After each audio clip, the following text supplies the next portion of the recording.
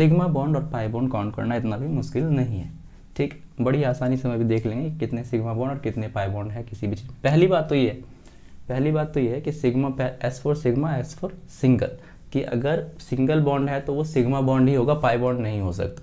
तो जितने भी सिंगल बॉन्डेड कंपाउंड है उसमें सिर्फ और सिर्फ सिग्मा बॉन्ड ही तो है। जैसे अगर मैं बात करूँ, मैंने क्या लिखा, मैंने लिखा कि सिंगल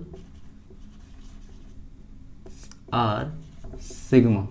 अभी बहुत सारे मीम्स आते हैं, सिग्मा रूल, सिग्मा मेल, ऐसा करके। तो ये समझ लीजिए कि सिंगल्स जितने होते हैं ना, सिंगल्स, वो सिग्मा के लिए, ठीक है। तो सिंगल बॉन्ड में पाई बॉन्ड है ही नहीं, सिग्मा बॉन्ड है। तो अगर मैं बात करूँ यहाँ पर CH4 की, क्या बात कर रहा हूँ, CH4 की, वी नो दैट ये 4 सिंगल बॉन्ड्स बनाते हैं, H H H। तो यहाँ पे हम देख सकते हैं कि 4 सिग्मा बॉन्ड है। समझ में आ रही बात? तो इसमें तो कोई दिक्कत है ही नहीं कि जब सिंगल बॉन्ड होगा तो फिर सिर्फ और सिर्फ मेरा सिग्मा बॉन्ड होगा। दूसरी बात है कि पाई बॉन्ड कब होगा, फिर जब डबल बॉन्ड होगा। अच्छा, ये भी समझ लीजिए कि सिग्मा बॉन्ड मल्टीपल बॉन्ड्स में, मल्टीपल बॉन्ड में क्या होगा, मैक्सिमम सिग्मा जो है वो 1 ही है, मैक्सिमम 1 सिग्मा। मतलब किसी मल्टीपल बॉन्ड में एक सिग्मा से ज़्यादा नहीं हो सकता। इसका क्या मतलब है? इसका मतलब अभी देखते हैं इसका क्या मतलब है।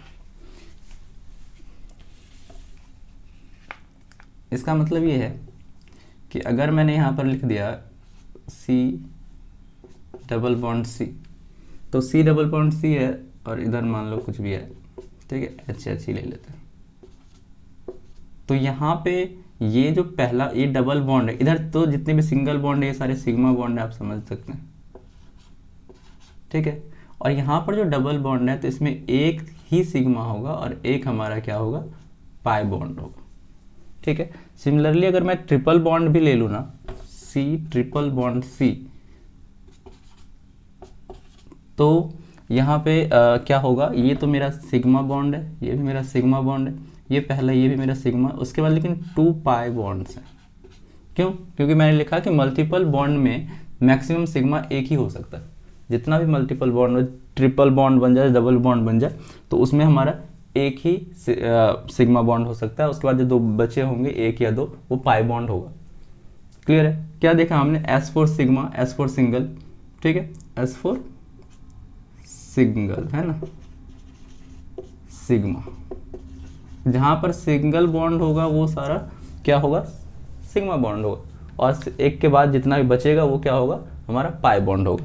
तो 1-2 एग्जाम्पल कर लेते हैं और बिल्कुल आप समझ चुके हैं। अच्छा, कभी कभी क्या होता है कि कंडेंस फॉर्म में दे देता है, ठीक है, कंडेंस फॉर्म में दे दिया आपको। तो जैसे कि लिख दिया आपका कि CH3CN, तो अभी आपको यहाँ पे इस तरह से इसमें आप काउंट नहीं कर सकते, क्योंकि आपको पता होना चाहिए कि CN जो है ये C ट्रिपल बॉन्ड N होता है। आ रही बात समझ में? तो C ट्रिपल बॉन्ड N होता है, तो ये आपको दिमाग में होना चाहिए कि इस तरह का है। तो फिर आप यहाँ पर काउंट कर सकते हैं कि 1 सिग्मा बॉन्ड है एंड 2 पाई बॉन्ड है। Similarly here you can calculate कि यहाँ पर तो अगर 3 सिंगल बॉन्ड बन रहे हैं तो 3 सिग्मा बॉन्ड है, ठीक है। आ रही बात समझ में? चलिए एक एग्जांपल कर लेते हैं और you are ready to go. क्या कोई भी ले लेते हैं,